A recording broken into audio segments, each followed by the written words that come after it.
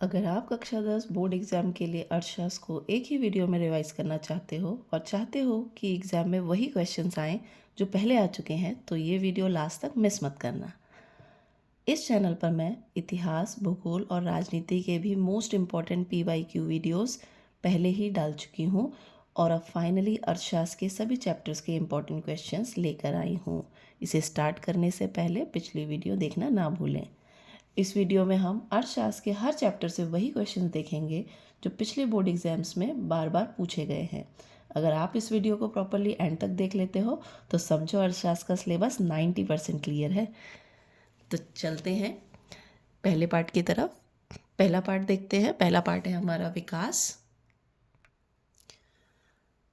प्रश्न संख्या 1 है, राष्ट्रीय ग्रामीण रोजगार गारंटी अधिनियम 2005 नरेगा 2005 के उद्देश्यों की व्याख्या कीजिए। यहाँ पे आपको बताना है नरेगा, जो कि मनरेगा नाम से भी जाना जाता है, उसकी व्याख्या करनी है। ये कक्षा 9 में भी आप पहले पढ़ चुके हैं, 2005 में, 11 में और 12 में आ चुका है। अगर बात करें अर्थशास्त्र के पहले पार्ट की, तो इसमें से हम देखते हैं जो 3 मार्क्स वाले और जो 4 मार्क्स वाले क्वेश्चंस हैं वो बहुत कम पूछे जाते हैं। ज़्यादातर इसमें आप देखेंगे जो 1 मार्क्स वाले क्वेश्चंस हैं, यानी कि जो बहुविकल्पी प्रश्न आते हैं, जो निश्चित उत्तरीय प्रश्न आते हैं, उस तरीके के प्रश्न आपको इस पार्ट से ज़्यादा देखने को मिलेंगे। पार्ट 2 की तरफ बढ़ते हैं। भारतीय अर्थव्यवस्था के क्षेत्रक।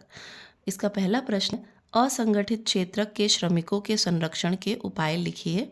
यहाँ पे आपको क्या बताना है, जो असंगठित क्षेत्रक है, जो कि हम देखते हैं कि एक तरीके से बहुत ज़्यादा सुरक्षित क्षेत्र नहीं होता है, क्योंकि यहाँ से आपको काम से कभी भी बाहर किया जा सकता है। तो यहाँ पे संरक्षण कैसे हो, ये आपको बताना है। 2009 में ये पूछा जा चुका है, 2016 में भी ये पूछा जा चुका है। प्रश्न संख्या 2 की तरफ चलते हैं। खुली बेरोजगारी और प्रच्छन्न बेरोजगारी के बीच विभेद कीजिए। यहाँ पे 2 प्रकार की बेरोजगारी लिखी हुई है, एक तो खुली बेरोजगारी और प्रच्छन्न बेरोजगारी। इसके बीच में आपको क्या करना है, अंतर करना है। तो आप देखेंगे कि ये प्रश्न जो है 2023 में पहले आ चुका है।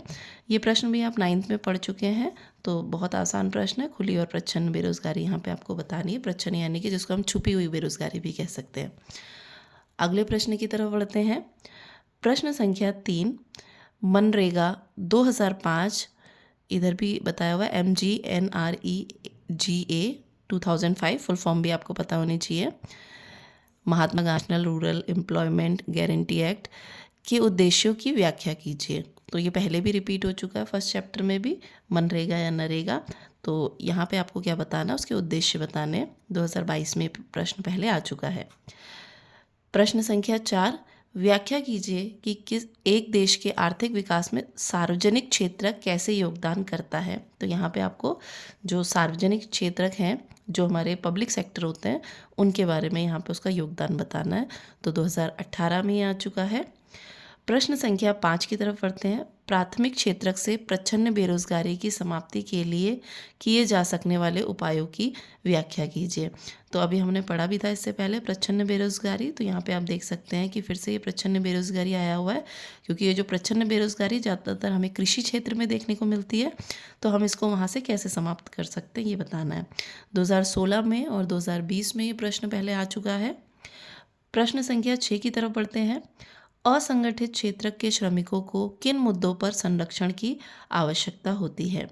तो यहाँ पे आपको क्या बताना है, 2016 में और 17 में ये पहले आ चुका है। तो यहाँ पे उनको संरक्षण किस तरीके से दिया जा सकता है, ये बताना है। तो ये पहले भी क्वेश्चन रिपीट हो चुका है, और ये आप देखते हैं कि थोड़ा सा लैंग्वेज को थोड़ा सा ट्विस्ट कर दिया जाता है, अदरवाइज क्वेश्चन दोनों ही एक ही प्रकार के क्वेश्चन हैं। तो 2019 में, 2016 में और 2017 में ये क्वेश्चन रिपीट हो चुका है। असंगठित क्षेत्रकों के जो श्रमिक हैं, उनके मुद्दे आपको बताने हैं। अगला प्रश्न है, सार्वजनिक क्षेत्रक देश के आर्थिक विकास में कैसे सहयोग करता है। तो यहाँ पे आपको बताना है जो सार्वजनिक क्षेत्रक है वो किसी भी देश के आर्थिक विकास में किस तरीके से योगदान करता है। तो ये प्रश्न भी पहले रिपीट हो चुका है। प्रश्न संख्या 6 की तरफ चलते हैं। भारतीय अर्थव्यवस्था को किन 3 क्षेत्रकों में विभाजित किया गया है, प्रत्येक क्षेत्र की गतिविधि बताइए। तो यहाँ पे आपको तीनों जो क्षेत्रक है, प्राथमिक क्षेत्रक, द्वितीयक क्षेत्रक और तृतीयक क्षेत्रक, इन तीनों की गतिविधि बतानी है यहाँ पे। तो ये प्रश्न 2012, 2014 में आ चुका है। प्रश्न संख्या 7 की तरफ बढ़ते हैं। सार्वजनिक क्षेत्रक और निजी क्षेत्रक में अंतर लिखिए। यहाँ पे दोनों प्रकार के जो क्षेत्रक है, सार्वजनिक और निजी क्षेत्रक, इसमें आपको अंतर लिखना है। 2024 में और 25 में ये रिसेंटली आ चुका है। प्रश्न संख्या 8 है, संगठित और असंगठित क्षेत्रकों की रोजगार परिस्थितियों की तुलना कीजिए। यहाँ पे आपको कंपैरिजन करना है, तुलना करनी है संगठित और असंगठित क्षेत्रकों की रोजगार परिस्थितियों की। तो ये 2013 में, 15 में और 17 में ये प्रश्न पहले आ चुका है। इस चैप्टर में जो हमारा पार्ट 2 है, यहाँ पे आप देखेंगे जो क्वेश्चन है थोड़े कंसेप्ट बेस्ड जो क्वेश्चन होते हैं वो यहाँ पे आपको देखने को मिलेंगे। और लास्ट चैप्टर भी इस जो अर्थशास्त्र है इसका बहुत इंपॉर्टेंट चैप्टर है और यहाँ से लगभग 4 मार्क्स के क्वेश्चंस आते हैं। तो वीडियो को स्किप बिल्कुल मत कीजिएगा। पार्ट 2 में अगर आप 4 टॉपिक अच्छे से कर लेते हैं, पहला तीनों क्षेत्रक यानी कि प्राथमिक, द्वितीयक और तृतीयक, दूसरा सार्वजनिक क्षेत्रक और निजी क्षेत्रक में अंतर, तीसरा संगठित और असंगठित क्षेत्रक में अंतर, और चौथा बेरोजगारी, जो 2 बेरोजगारी यहाँ पे डिस्कस की है हमने, खुली वाली और प्रच्छन्न वाली। अगर ये 4 टॉपिक आप कर लेते हैं, ये 4 टॉपिक के कॉन्सेप्ट अगर आपके क्लियर हो जाते हैं तो आप इस चैप्टर के कोई भी क्वेश्चन को आसानी से अटैम्प्ट कर सकते हैं। अगले पार्ट की तरफ बढ़ते हैं। पार्ट 3, मुद्रा और साख। यहाँ पे हम देखेंगे पहला प्रश्न है, ऋण के औपचारिक और अनौपचारिक स्रोतों में क्या अंतर है? हमें भारत में ऋण के औपचारिक स्रोतों को बढ़ाने की आवश्यकता क्यों है? तो यहाँ पे पहले तो आपको बताना है जो औपचारिक और अनौपचारिक स्रोत होते हैं ऋण के, उनमें अंतर बताना है और फिर ये बताना है ये जो औपचारिक स्रोत है, क्योंकि ये बेहतर है औपचारिक स्रोत जो फॉर्मल हमारे सोर्सेज होते हैं बैंक वगैरह, तो इनको बढ़ाने की आवश्यकता क्यों है ये भी आपको यहाँ पे बताना है। प्रश्न संख्या 2 देखते हैं। गरीबों के लिए स्वयं सहायता समूह के संगठन के पीछे मूल विचार क्या है? अपने शब्दों में व्याख्या कीजिए। तो यहाँ पे जो स्वयं सहायता समूह जो बनाए जाते हैं, आपको क्या करना है, यहाँ पे उनके पीछे का जो मेन जो विचार था वो बताना है। इसके बारे में मतलब आपको थोड़ा सा लिख के आना है, ठीक है। तो ये 2012 में, 13 में, 14 में और 24 में भी आ चुका है, तो इम्पोर्टेंट क्वेश्चन रहेगा ये भी। प्रश्न संख्या 3, भारतीय रिजर्व बैंक अन्य बैंकों की गतिविधियों पर किस तरह नज़र रखता है, यह ज़रूरी क्यों है? यहाँ पे आपको क्या करना है, भारतीय रिजर्व बैंक यानी कि आरबीआई जो है उसका कार्य आप बता सकते हैं, किस तरीके से वो जो अन्य बैंक है उन पे नज़र रखता है, उसकी गतिविधि वगैरह यहाँ पे आपको बतानी है। तो यहाँ पे आप देखते हैं 2015 में और 2017 में प्रश्न जो है पहले आ चुका है। अगले प्रश्न की तरफ बढ़ते हैं। प्रश्न संख्या 4, मुद्रा क्या है? विनिमय के माध्यम के रूप में इसका उपयोग कैसे किया जाता है? तो पहले आपको ये बताना है कि मुद्रा क्या है, और फिर क्योंकि इसको विनिमय के माध्यम में एक्सचेंज के लिए हम मुद्रा का ही इस्तेमाल करते हैं आजकल, तो कैसे उपयोग करते हैं ये आपको बताना है। 2016 में आप देखेंगे प्रश्न पहले आ चुका है। प्रश्न संख्या 5 की तरफ बढ़ते हैं। वस्तु विनिमय से आप क्या समझते हैं? वस्तु विनिमय की मुख्य कठिनाइयाँ बताइए। तो आपको बताना है वस्तु विनिमय जो पहले चला करता था, बार्टर सिस्टम, वस्तु के बदले वस्तु को एक्सचेंज करके लेना, और इसकी कठिनाइयाँ, इसमें क्या क्या परेशानियाँ आती थी वो आपको बताना है। 2017 में, 2020 में यह प्रश्न आ चुका है।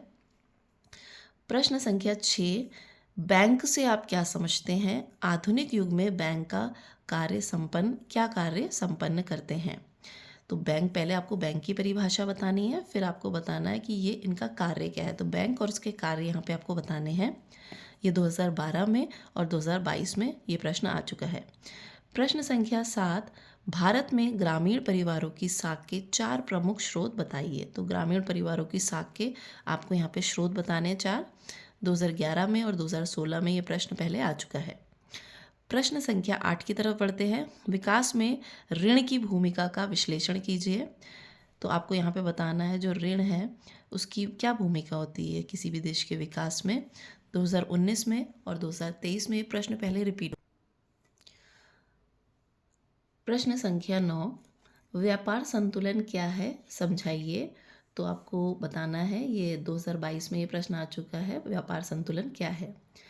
प्रश्न संख्या 10, साख से आप क्या समझते हैं? आपकी समझ में गरीब परिवारों की तुलना में अमीर परिवारों के औपचारिक साख का हिस्सा अधिक क्यों होता है? तो पहले साख बतानी है, फिर ये बताना है जो गरीब परिवार है उनके कंपैरिजन में अमीर परिवारों की जो औपचारिक साख होती है वो ज़्यादा होती है। अगले प्रश्न की तरफ बढ़ते हैं। प्रश्न संख्या 11 है, मुद्रा आवश्यकताओं के दोहरे संयोग की समस्या को किस तरह सुलझाता है? अपनी ओर से उदाहरण देकर समझाइए। तो वस्तु विनिमय का जो एक दोष है, दोहरे संयोग की समस्या, आपको इसको यहाँ पे बताना है और उदाहरण भी देना है यहाँ पे साथ में ही। तो ये प्रश्न 2015 में और 2023 में पहले आ चुका है।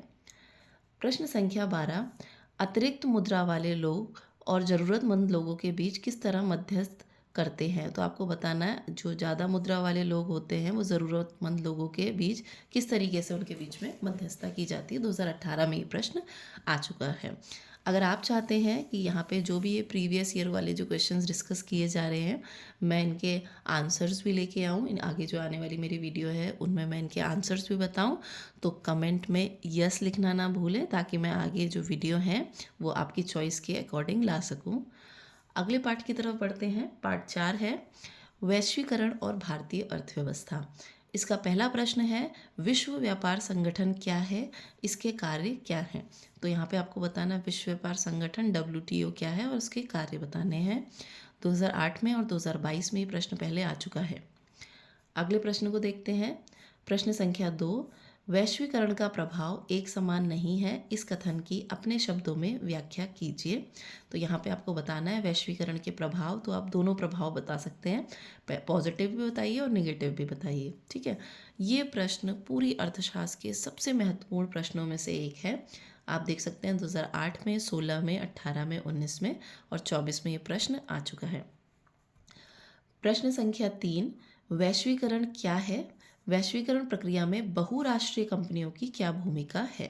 यहाँ पे आपको पहले तो ये बताना है वैश्वीकरण क्या है, फिर उसके बाद बताना ये जो मल्टीनेशनल कंपनीज होती है वैश्वीकरण में इनका क्या रोल है।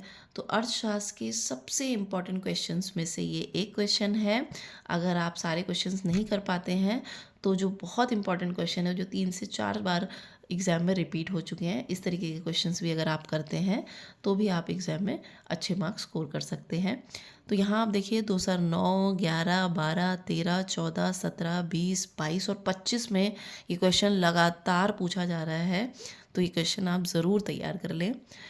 प्रश्न संख्या 4, व्यापार और निवेश नीतियों का उदारीकरण वैश्वीकरण प्रक्रिया में कैसे सहायता पहुंचाता है। तो आपको बताना है जो व्यापार की नीतियां होती हैं और निवेश की नीतियां होती हैं वो उदारीकरण और वैश्वीकरण में कैसे हेल्प करती हैं। तो 2015 में और 2023 में ये प्रश्न पहले पूछा जा चुका है।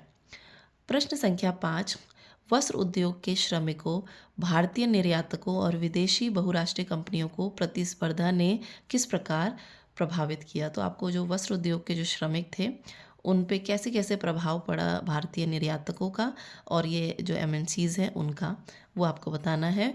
2017 में ये प्रश्न जो है पहले पूछा जा चुका है। अगर आपको ये PYQs हेल्पफुल लग रही हैं तो चैनल को सब्सक्राइब ज़रूर करें और कमेंट में ज़रूर बताइए कि अगली वीडियो आपको किस टॉपिक पर चाहिए। और साथ ही इन प्रश्नों को नोट करते जाइए या स्क्रीनशॉट ज़रूर ले लीजिए ताकि बोर्ड एग्ज़ाम में आपके पास ये सारे क्वेश्चन जो हैं, ये जो PYQs हैं, ये सेव रहें। पार्ट 5, उपभोक्ता अधिकार। प्रश्न संख्या 1, बाजार में नियमों तथा विनियमों की आवश्यकता क्यों पड़ती है, कुछ उदाहरण के द्वारा समझाएं। तो यहाँ पे आपको बताना है कि बाजार में नियमों की ज़रूरत क्यों पड़ती है। 2017 में ये प्रश्न पूछा जा चुका है। प्रश्न संख्या 2, उपभोक्ता सुरक्षा या संरक्षण अधिनियम 1986 के निर्माण की ज़रूरत क्यों पड़ी। तो आपको बताना है कि ये जो उपभोक्ता संरक्षण अधिनियम 1986 बना था उसकी ज़रूरत क्यों पड़ी थी। तो ये मोस्ट इम्पॉर्टेंट क्वेश्चन है। आप देख सकते हैं 2008 में, 10 में, 19, 20, 23 और 25 लगातार ये प्रश्न जो है वो पूछा जा रहा है, तो इस प्रश्न को ज़रूर तैयार करें। प्रश्न संख्या 3, उपभोक्ता के अधिकारों का उल्लेख कीजिए। ये पूरी अर्थशास्त्र के सबसे महत्वपूर्ण क्वेश्चंस में से एक है। आप देख सकते हैं 2008, 10, 12, 14, 16, 22, 24 में क्वेश्चन लगातार आ चुका है। तो उपभोक्ता के जो अधिकार हैं इनको आप ज़रूर अच्छे से तैयार कर लीजिए, पेपर में आने के चांसेस इस प्रश्न के बहुत ज़्यादा हैं। प्रश्न संख्या 4, निम्नलिखित पर संक्षिप्त टिप्पणी लिखिए। यहाँ पे 3 टिप्पणी लिखने को आपको बताया हुआ है, ये पहले भी आ चुका है 1986 जो कोपरा है। इसके अलावा ISI, ISO, इस पे आपको टिप्पणी लिखनी है, ये पहले 2011 में ये प्रश्न आ चुका है। प्रश्न संख्या 5, उपभोक्ता संरक्षण परिषद एवं उपभोक्ता अदालत में क्या अंतर है। आपको दोनों में अंतर बताना है। उपभोक्ता संरक्षण परिषद में और उपभोक्ता अदालत में। 2013 में ये प्रश्न जो है वो पहले आ चुका है। प्रश्न संख्या 6, ISI और एग मार्क क्या है? 2 कारणों का वर्णन कीजिए जिनसे उपभोक्ताओं का शोषण होता है। तो ISI जो इधर भी पूछा गया था, इसमें नया ऐड हो गया एग मार्क। इनके बारे में आपको बताना है और किस तरीके से इनसे उपभोक्ताओं का शोषण होता है वो कारण भी आपको बताने हैं। 2009 में और 2015 में ये प्रश्न पहले पूछा जा चुका है। प्रश्न संख्या 7, भारत में उपभोक्ता आंदोलन की प्रगति की समीक्षा कीजिए। तो यहाँ पे उपभोक्ता आंदोलन कैसे कैसे उसने प्रगति की है ये आपको बताना है। 2025 में, 17 में और 20 में ये प्रश्न पूछा जा चुका है। अगले प्रश्न की तरफ बढ़ते हैं। प्रश्न संख्या 8, अपने क्षेत्र के बाजार में जाने पर उपभोक्ता के रूप में अपने कुछ कर्तव्यों का वर्णन कीजिए। तो आपको प्रश्न संख्या 8 में बताना है कि जब आप बाजार में जाते हैं तो उपभोक्ता के रूप में आपके क्या कर्तव्य हैं, कंज्यूमर के रूप में, वो आपको बताना है। 2015 में और 18 में ये प्रश्न पहले पूछा जा चुका है। आखिरी प्रश्न की तरफ बढ़ते हैं। कुछ ऐसे कारकों की चर्चा करें जिनसे उपभोक्ताओं का शोषण होता है। तो यहाँ पे आपको बताना है कि उपभोक्ता का शोषण किस किस तरीके से होता है। 2016 में और 2022 में ये प्रश्न पहले आ चुका है। तो इसके बाद इस वीडियो में आपने देखा कि हमने अर्थशास्त्र के जो सभी महत्वपूर्ण जो प्रश्न हैं वो चैप्टर वाइज यहाँ पे देखे। तो ये परीक्षा की दृष्टि से सभी बहुत महत्वपूर्ण रहेंगे। इस वीडियो के बाद अर्थशास्त्र के लिए आप बिल्कुल टेंशन फ्री हो जाइए। इसे स्मार्टली पढ़िए, जो PYQs हैं उन्हें रिवाइज करिए और बोर्ड एग्जाम में टॉप कीजिए।